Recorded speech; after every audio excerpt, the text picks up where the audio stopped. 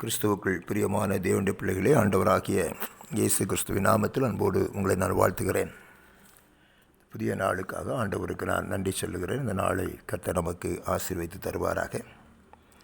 இந்த நாளுடைய தியானத்திற்காக எடுத்துக்கொள்ளப்பட்ட பகுதி சங்கீதம் 102. சங்கீதம் 102 16, 17 வாசிக்கிறேன். திக்கற்றவருடைய ஜெபத்தை அலட்சியம் பண்ணாமல் அவள் விண்ணப்பத்தை அங்கீகரிப்பார். அப்போ ஜாதிகள் கர்த்தருடைய நாமத்துக்கும் பூமியில் உள்ள ராஜாக்கள் எல்லாரும் உடைய மகிமைக்கும் பயப்படுவார்கள். கைவிடப்பட்டவர்கள், திக்கற்றவர்கள், விதவைகள்,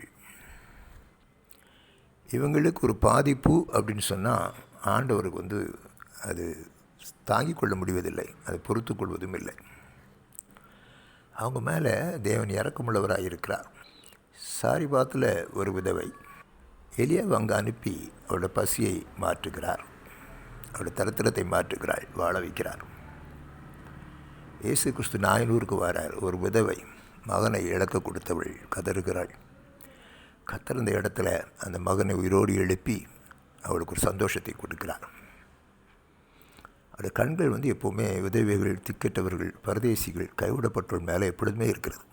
அவர் விதவைகளின் தேவன், திக்கற்றவர்களின் தேவன், கைவிடப்பட்டவர்களின் தேவன், பரதேசிகளின் தேவன். இதை நீங்களும் நானும் மறந்துடக்கூடாது. ஆனால் தேவன் அவர்களை அங்கீகரிப்பார் என்று வேதவசனம் சொல்லுகிறது. அதில் அவர்களுக்கு யார் இறங்குகிறார்களோ அவர்களுக்கு கர்த்தர் இறங்குகிறார் என்று சொல்லி பார்க்கிறோம். அப்போஸ்தலன் யாக்கோபு இதை எழுதுகிறார்.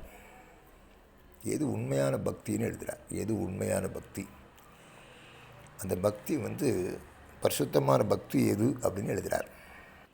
யாக்கோபு 1வது அதிகாரம் 27வது வசனத்தில் இப்படியாக எழுதுகிறார். திக்கற்ற பிள்ளைகளும் விதவைகளும் படுகிற உபத்திரவத்தில் அவர்களை விசாரிக்கிறதும் உலகத்தால் கரைபடாதபடிக்கு தன்னை காத்து கொள்ளுறதுமே பிதாவாகிய தேவனுக்கு முன்பாக மாசில்லாத சுத்தமான பக்தியாக இருக்கிறது என்று ஒரு விளக்கத்தை எழுதுகிறத பார்க்குறோம். இன்றைக்கி உலகத்தை பொறுத்த மட்டும் இவங்களுக்கு யார் இருக்கிறா, இவங்களுக்கு கேட்குறது யார், இவங்களுக்கு யார் வருவா உதவிக்கு பார்க்கலாம் அப்படின்னு சொல்லிட்டு விதவைகள் பாடாயப்படுத்தப்படுகிறார்கள், கைவிடப்பட்டவர்கள் பாடாயப்படுத்தப்படுகிறார்கள், திக்கற்றவர்கள் பாடாயப்படுத்தப்படுகிறார்கள், பரதேசிகள் பாடாயப்படுத்தப்படுகிறார்கள்.